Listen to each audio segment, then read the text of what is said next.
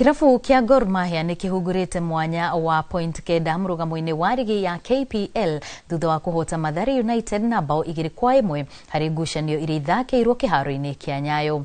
Gor Mahia ifungirwo ni mugwimi Ebenezer Kofi na Enoch Morrison, guku Dennis Okoth agifungira Mathare United bao ya kwihura maithori, na riu uhotani uyu utigite kugalo mathiite na mbere gutongoria murugamo wa ligi ya KPL na point 49 thutha wa ngucanio raundi 22. Uyu ni muigana wa point kenda mbere ya AFC Leopards na Shabana iria ciena point 40 na igacemania rucio kiharo-ini kia Nyayo guku Nairobi nayo Mathare United riu iratigo irugamire na by 11 na point 26 thutha wa ngucanio raundi 23.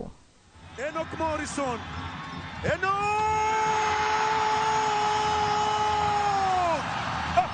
kama meumwanange hivi.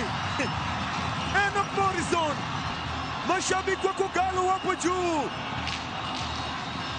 Makosa yenye inafanya tu consider hizo mabao, both goals ni individual errors na individual mistakes. Zingine I don't think ni kitu ati coach unaweza coach. Zingine ni errors ambao mchezaji atarekebisha na experience. The more ana experience those kind of situation, the more anarekebisha makosa zake. We still have to keep on going. We still have to believe in ourselves. The boys, as it stands now, they've been able to process a lot of things very well in a positive way, and we're very, very happy. We continue to work, we continue to believe in ourselves, and we continue to ask our fans to come in numbers to support us, and we will see what happens at the end of the season.